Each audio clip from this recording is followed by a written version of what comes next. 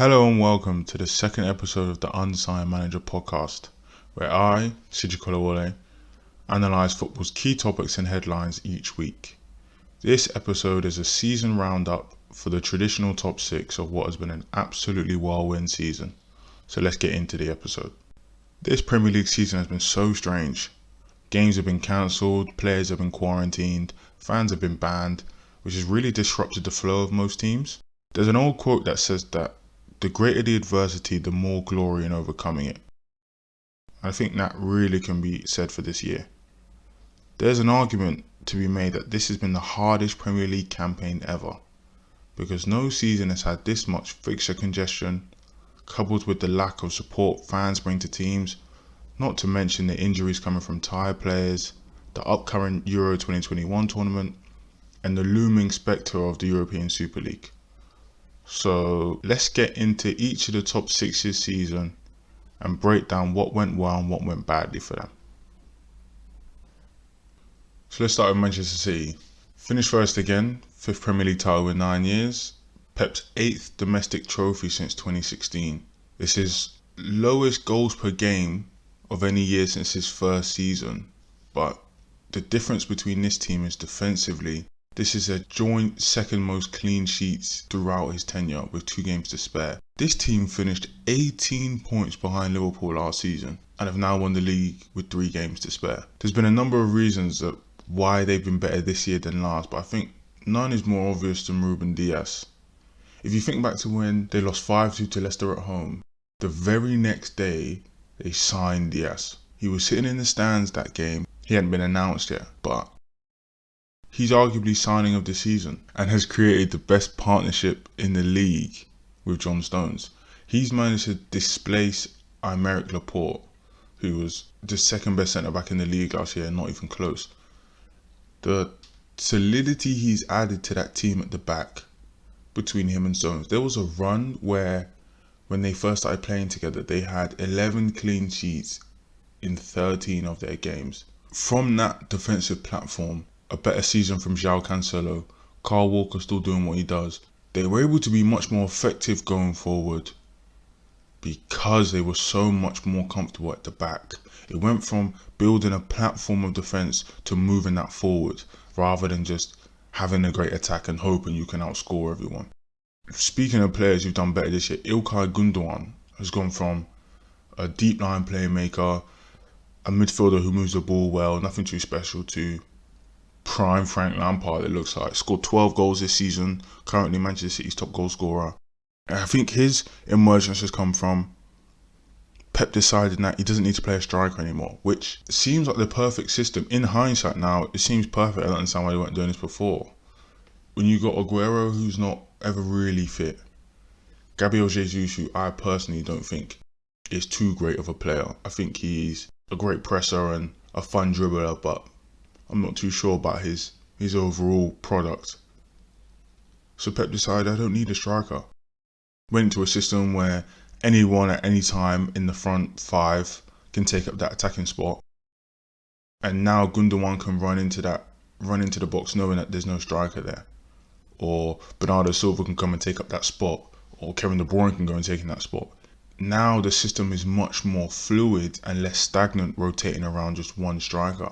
Anyone in that attack can go and take that spot at any time. It's been games where João Cancelo is running in there, and like against Arsenal at home, and when Arsenal lost 1-0, Cancelo's running into the false 9 spot and no one has any idea where he's playing. But it doesn't really matter because it's just everyone is somewhere at some time. It doesn't really matter who is in what position, just that someone is there when they need to be. City did all this with Kevin De Bruyne out for a few games.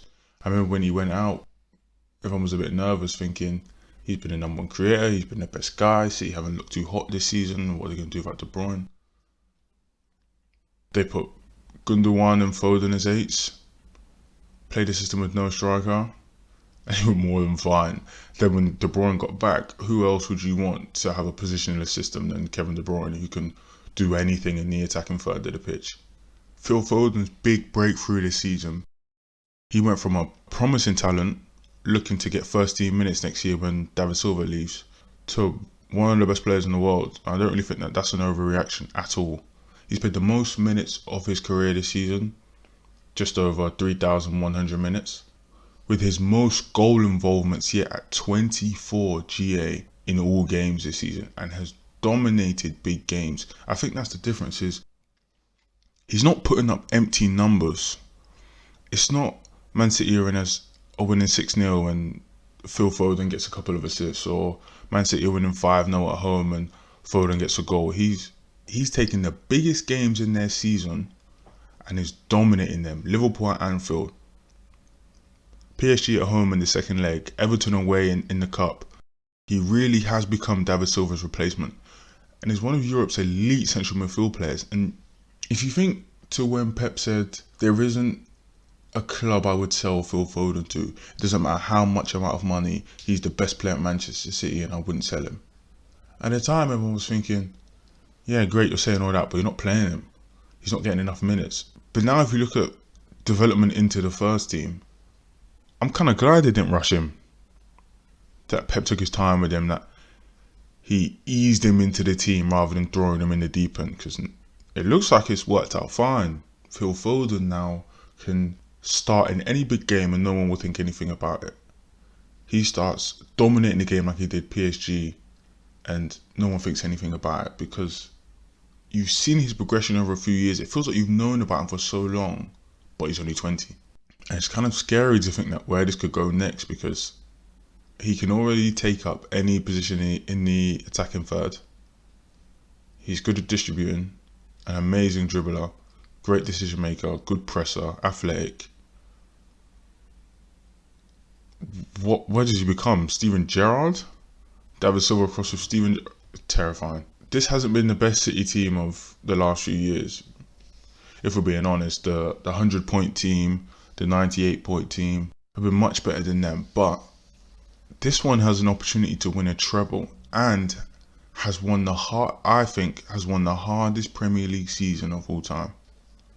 I don't think there's been a year that has been so inconsistent, no fans, injuries left and right, fixture congestion, that has been harder for a team to win. And this team won it with 3 games to spare. And if they win the Champions League and win a treble, is there an argument to say Pep's not the second best English manager of all time? I think he would have passed Jose, he would have passed Wenger. Poch didn't ever win anything. Ancelotti wouldn't have won a Champions League. Who's really making that argument? I don't think he's above Ferguson yet. I think he's got to win at least a few more domestic trophies, but 5 Premier Leagues in 9 years, 8 trophies in 5 years. Is there really anyone else close? Alright, so let's move on to Manchester United. Second full season for Ole Gunnar Solskjaer, and it looks like they'll finish second, barring any big disaster. Overall, I think Manchester United have had a good season. However, I think there's some serious issues there that need to be improved.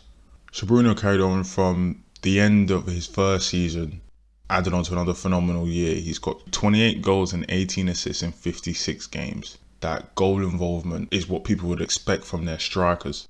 He's got the second most GA in the Premier League, just behind Harry Kane, and is third in goals and second in assists this season. And no midfielder has finished top 3 in both since Steven Gerrard in 2008-09. He's also number 1 in key passes in the Premier League. He's become Manchester United's talisman, the driving force for the team, the hub. Whenever anything goes wrong in games, you can see that he's the man they look to. He's asking for the ball, dropping deep into areas. But it's not just him this year. Pogba and Rashford have taken some of the creative burden off him too. Rashford has 36 goals and assists in all competitions this year from a winger. And Pogba has 14 from a central midfielder who also plays wide.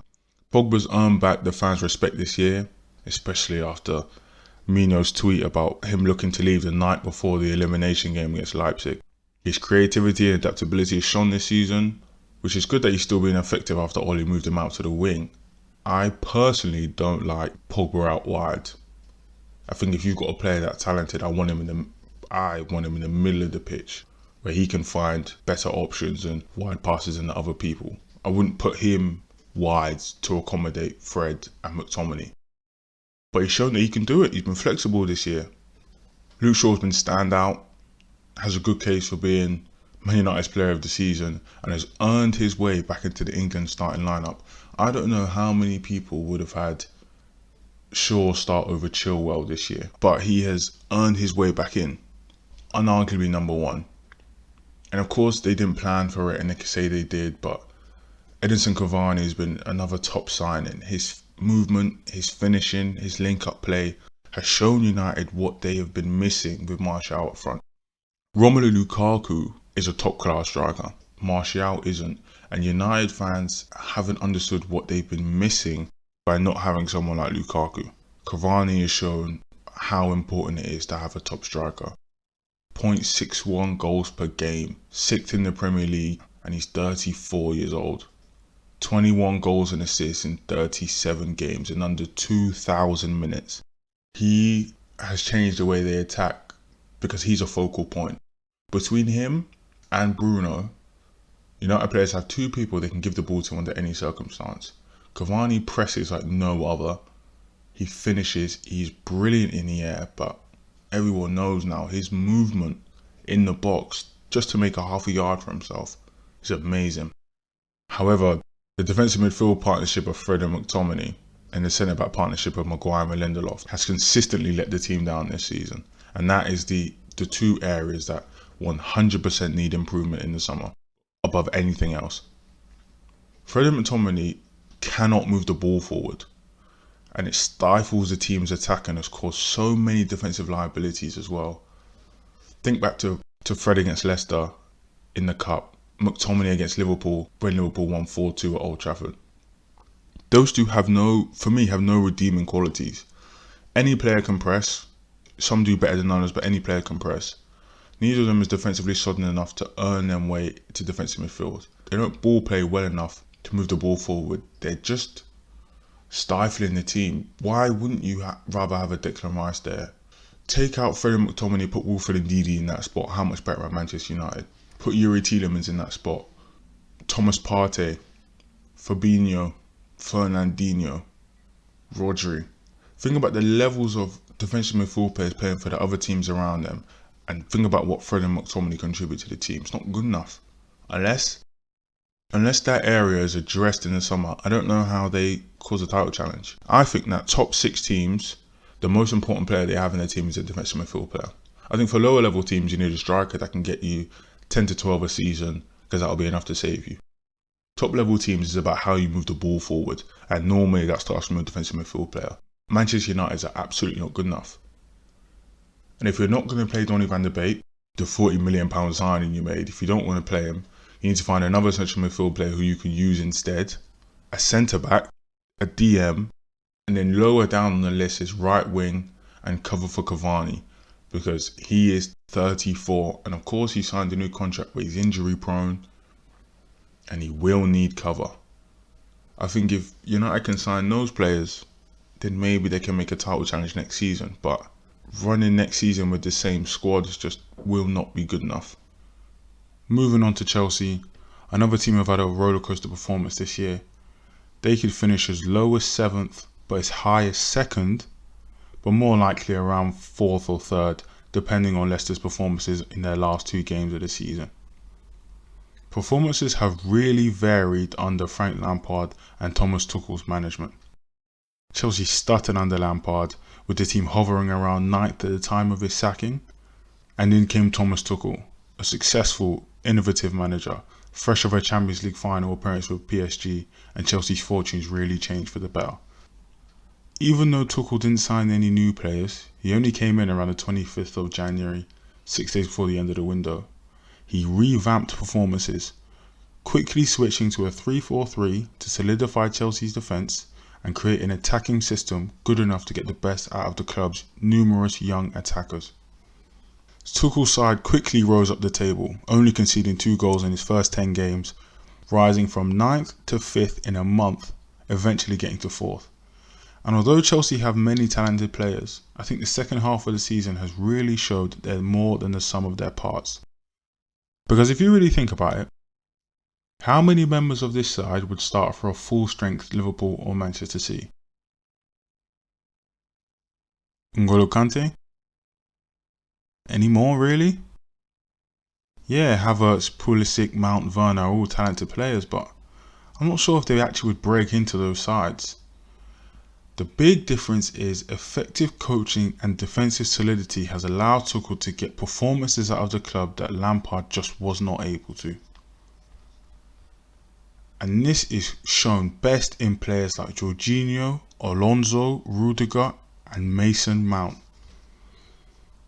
Mount has really flourished under new management, progressing from a hard-working but rash final third creator, who makes poor decisions right at the key moment, but now he's a more polished talent, thinking smarter in the final third, both creating and finishing opportunities.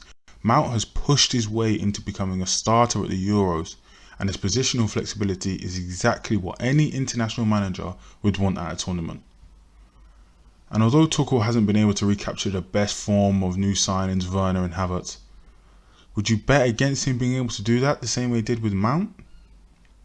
At the time of this recording, Chelsea have just lost the FA Cup final to Leicester, but haven't yet had the rematch to determine who might finish third in the league. And in a few games after that comes the Champions League final, which is a landmark moment for both managers and clubs involved.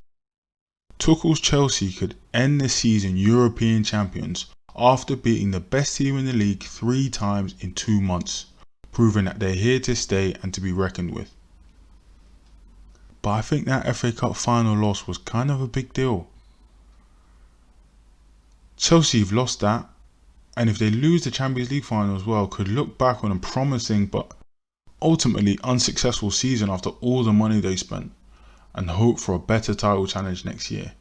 And yeah, it looks like they could be contenders for next year's Premier League, but I think not winning the FA Cup amplifies the pressure on Chelsea to really perform in the Champions League final, and they have to build a good platform for going forward. The only key transfer question I had for them is where next for Tammy Abraham. He's been marginally used under Tuchel and probably needs to create a new opportunity for him to show his skills. Now, not many would guess that he wouldn't be going to the Euros, but Dominic Calvert-Lewin would be, so I think it's time for Tammy to look beyond Chelsea now. Teams like Aston Villa, where he's previously been on loan, Wolves, where there was interest before, maybe even Leicester, depending on Jamie Vardy's fitness, could be a good place for him to go. But I think Tammy has to get out, show how good he is, and hopefully make the next international tournament. So now let's move on to the former Premier League champions. Liverpool currently could finish about 5th, maybe 4th if results go their way. Chelsea can have to play Leicester a few days after the FA Cup final, so that's the key game to decide whether Liverpool could jump to 4th. Big result for them the other day, beating Manchester United 4-2 at Old Trafford. They really needed those points and put in a good performance. I think they were highly dominant in the first half of the second half and probably should have gone up by more than 1. Jota should have scored, Trent had an opportunity, Rashford got United back into it, but in the end it was good that Mo Salah could finish it off for them. But this has been a season from hell for Liverpool. So many injuries, constant rotation of the centre-backs and having to move around with the midfield. Klopp had to mess with the spine of his team and it really unbalanced them. If you think about Liverpool's injuries this year, Virgil van Dijk's played 5 Premier League games, Joe Gomez has played 7, Matip's played 10, Henderson's played 21, Fabinho's played 27, Jota's played 18. Your 3 best centre-backs, losing them to injury, and Mr. Dependable Jordan Henderson missing so many games. It's not rocket science as to why Liverpool weren't great this year. Klopp had to scramble for centre-back cover using 18 different centre-back partnerships this season. Fabinho's been in there, Henderson's been in there, Nat Phillips, Kabak, Ben Davies. I can't imagine any team that could handle losing 3 centre-backs at once. I'm not surprised they didn't put up a real title defence, but the issue isn't how many injuries they've had. It's kind of how toothless they've been in attack. Of their big 3, Mane scored 14 goals and 7 assists in 45 games in all comps. That's fallen from 22 and 12 last year and 26 and 12 the year before that, the year he won the Golden Boot. He has looked at his least clinical and least direct this season, which is the big problem for me. not applying the same pressure to fullbacks that he did when he was at his best. Pete Mane puts defenders in a state of panic because teams go over to defend Salah because everyone's scared of Salah. So when the ball goes out to Mane, he's 1v1 with space and time, dominating fullbacks. But this year, there isn't that same kind of pressure. When he's isolating defenders, he either passes out or dribbling's not tidy and he runs it off the pitch, or decision making is not great and he plays a bad. It's just not what we're normally expecting from Mane. After the United game, he had a bit of a bust up with Klopp. Not really a big deal, didn't shake his hand, whatever. But I think he's getting frustrated because he knows he's not at his best and we know it too. And I assume him and Firmino are really feeling the pressure of Diogo Jota this year. Speaking of Firmino, very polarising player. Some love him, some hate him. 8 goals and 8 assists in 45 games in all comps this season. That 8 and 8 has fallen from 12 and 13 last year and 16 and 8 the year before. And if you're a Firmino defender, this has been the hardest season for you to keep believing that he's top class. The idea that strikers that don't score but create space for other players isn't uncommon. Think about Real Madrid's big front three: Ronaldo, Benzema, Bale. Benzema dropped deeper, didn't score as much, created more. Common. The thing is with Firmino is that his movement and creativity just isn't as effective as it used to be. There are players who can do both to top levels. Harry Kane is top in both goals and assists this season. Benzema has more goals, more assists, more expected goals. Thomas Muller has more goals, more assists, more key passes, more chances created, more expected assists. Romelu Lukaku has 3 times the goals with more assists, whilst being as defensively active as Firmino. Timo Werner, who has had a bad Premier League debut season by most people's standards, has as many goals and more Premier League assists, and people are wondering whether he's good enough for the league. I don't think Liverpool can offset Firmino's lack of goal scoring with his creativity anymore, because now there are players that can do both better than him. So now I think Jurgen Klopp's at a crossroads, because he has to make sure that the core of his side doesn't become stale and ineffective. They've been great throughout recent history. Should have won the league or came close to winning the league with 98 points. Dominated the league last year during COVID, but it's better to do a squad refresh a year too early than a year too late. Diogo Jota was a great signing, and his injury was unfortunate because at the time it was exactly what they needed. He was a new, young, fresh attacker who could take any of the front three's plays and was putting pressure on established starters. And I think Liverpool need more of these types each year to keep competition for places high. Where is the pressure for Trent to have a good season? Who's going to replace him? The left back they signed to offset Robertson barely played. Do you think Mo Salah's worried about not starting every week? Jordan Henderson, Fabinho. Just because you're a top talented player doesn't mean that you don't need that pressure to keep performing. Look at Manchester City, for example. Competition for places is the highest it's ever been. You don't know whether Ruben Dias, Aymeric Laporte or John Stones will start every week, because all 3 of them in current form could start for anyone. Who's going to be essential midfield players? Who's going to play wide? Pep's been benching Raheem Sterling lately. Raheem Sterling, who's one of the best wingers in the world. Competition for places forces players to play at a better level. Everybody knows that he was signing fullbacks to keep Kyle Walker at his best level. I think that's the form Liverpool need to be taking. Shining light this year for them, of course, Mohamed Salah. Not been his best year, but even Mo Salah's average seasons are better than most players' top seasons. He's carried the team through rough patches this year. 21 goals and 4 assists in 31 Premier League games, 30 and 5 in all comps. He's carried the burden left from Mane and Firmino's dip in form, and he's still world class. And he is the player in the team that I wouldn't sell under any circumstances. Contrary to some people, I like the Thiago signing. I think Thiago's a top level player. Everyone knows that. His ability is out of this world. And I think if this team was fully fit and really trying to make a title challenge, I think Thiago would have been one of the people that pushed him over the edge. It just wasn't great time and people got hurt. He got hurt from that tackle from Richarlison. He came back here with Liverpool in a rough patch, playing Shaqiri in midfield, it just wasn't right. But I'm sure next season Thiago will be more than effective. This summer I think is key for Klopp's Liverpool team. I think they need to sign a top level centre back. Van Dijk's getting older, Matip's getting older, and I would not ever want another season like this again where you're trying out people at centre back throughout the year. There's talk of Ibrahima Konate. That's a player they should look and go and sign. Just get that done early. They need to rejuvenate the central midfield, signing 2 to 3 starting or bench level players. Wijnaldum's looking to leave. James Milner isn't getting any younger. Thiago's injury history is not great. Oxlade-Chamberlain's injury history is worse, and Naby Keita is either injured or on bad form. They need someone in the middle of that park that they can play week to week next to Henderson and Fabinho. I would get another winger to support the rotation of Salah, Mane and Jota.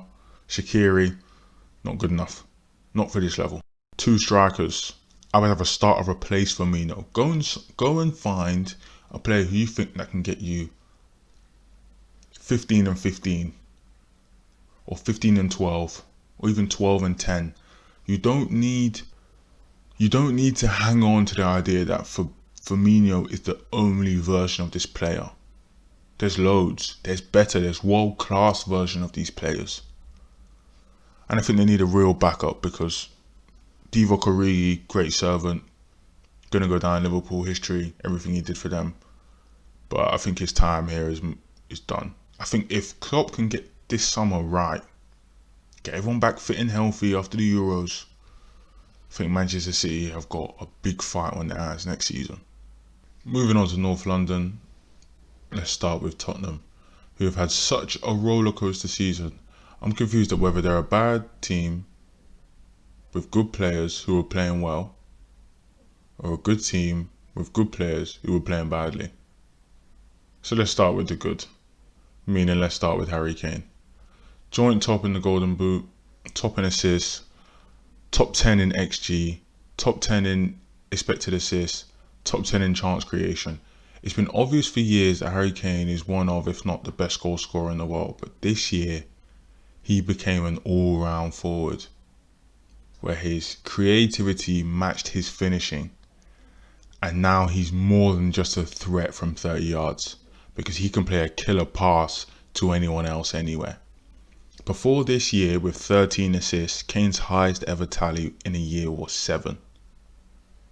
You can see his effect on Tottenham's performances looking at Heung-min Son, who's had his best ever Tottenham season this year with 22 goals and 17 assists in all competitions. Jose had created a system where Heung-min Son was the 9, taking up that Thierry Henry, pulling out to the left, cutting back inside, where Harry Kane became Dennis Bergkamp, dropping deeper, playing defence splitting passes, spinning out, finding wide men. Between the two of them, they really carried Tottenham in the first half of this year, and I think if that's the level we can see from Kane over the next few years, and he stays in the league, he's pushing his way up that top striker of all time list. Another good point from Tottenham this year, the redemption of Tanguy Ndombele. He improved his cardio. He looked out of shape last season, if we're being honest. Couldn't ever finish 60 minutes, let alone 90. Took possessions off, sometimes getting too tired to make recovery runs on counter-attacks. Think back to Carragher's famous Monday Night Football rant about Ndombele's performance against Burnley, when he was just lazy. But Jose's gotten back to the Ndombele at Lyon at his mesmerising, scintillating best. He wades through midfield challenges. He picks up the ball, waits for defenders to try and make a tackle, and then goes. Ndombele doesn't run at a high speed. He's not incredibly fast, but he's so agile for a man of his size that when he starts going, he can't really be stopped. You can't knock him off the ball too strong. You can't tackle him too agile, too much of a good dribbler.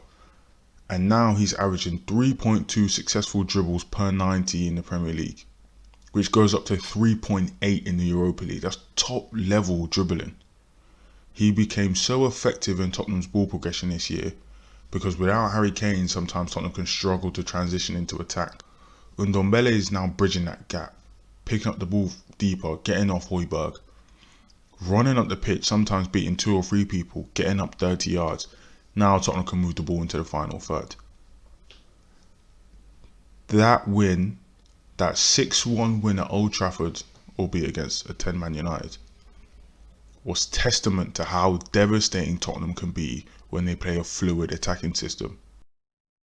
In that game, I don't care if United had 11 men, if they had 12 men, it didn't matter. Tottenham were going to batter them because it's so much rotation. So many top players who were making good decisions with energy that day. United just couldn't live with them. Yeah, Martial got sent off, petulant challenge, but I don't think United would have done anything about it anyway. Tottenham was so good that day. But as with always, and the knock on Jose, is that his system is too defensive. He got rid of all that attacking fluidity when he started to lose trust in his defence. But the players also became untrusting of his tactics. Think about the North London derby.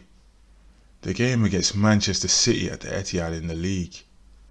Dinamo Zagreb, the second leg.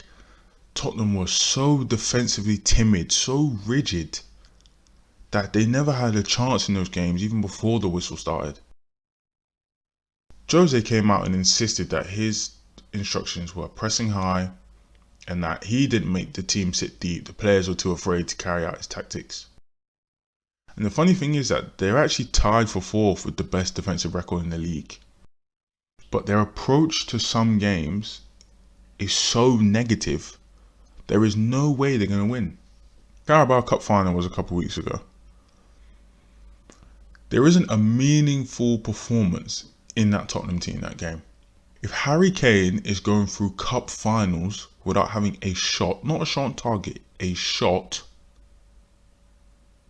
Tottenham have a problem. And that wasn't even Jose. The team was so afraid of Manchester City that 1-0 was a miracle result because they could have got absolutely battered that day.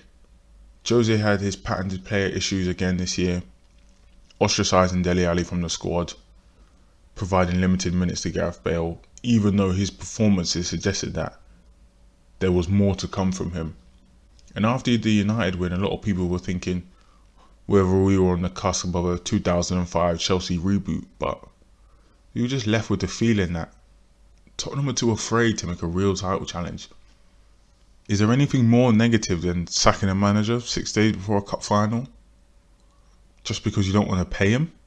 That's a mentality that starts at the top of the club and is working its way down. Yeah, there's the old joke that Tottenham are a bottle job team and when it comes down to anything, they'll be too afraid to. But that's real now. And I just want to know what Harry Kane is thinking. He's watched Christian Eriksen leave and find success. Kieran Trippier might win a league title this year in Spain. Gareth Bale left and won 4 Champions Leagues. Kyle Walker left and found success at Manchester City. Luka Modric won a Ballon d'Or. And it's a mystery to why Harry Kane doesn't think he's going to do the same. Yeah, I get Levy probably wouldn't let him go for less than an extraordinary fee, but unless he wants to become Matt Letizia 2.0, a talented individual who never achieved any team success, playing on teams that weren't good enough for him, Kane has to push for a move. And I really hope he does, because imagine him around players of his level every week. Lewandowski just got 40 goals in the Bundesliga season the other day. Harry Kane could go and demolish a record like that with a good team around him. Think about the numbers he's putting up at Tottenham with a poor team around him. I just want better for him. Bringing up the rear, the other half of North London. Arsenal have just not had a good year. First full season for Arteta. Ended with a trophy last year, but it's just not been good enough across the board. Arteta is not blameless in any way, but the operations of the entire club are just not competitive. We're going to go back to the summer transfer window. Thomas Partey, he's been okay when he's played, just been plagued by injuries. He's played 1,300 Premier League minutes, which is equivalent to 15 Premier League games. He's effective when he's played. He moves the ball well. He can break up play. He can dribble and pass into the final third, but just hasn't played enough. Gabriel. Played big minutes and become a regular starter next to Luis. Good in the air. Big physical presence at the back, but his passing is so poor. Against Fulham at home when Arsenal drew 1-1 in the 90th minute, it was evident to see how bad his long passing is. There was a time when he was being pressed by Bobby Deckled over Reed. Not hard, just gentle press. Gabriel has booted the ball off the pitch when he's trying to play it out to the left back. It's not a mystery why Arteta decided to move Xhaka to left back when Tierney and Luis got injured, because without them, no one else can move the ball forward in the back line.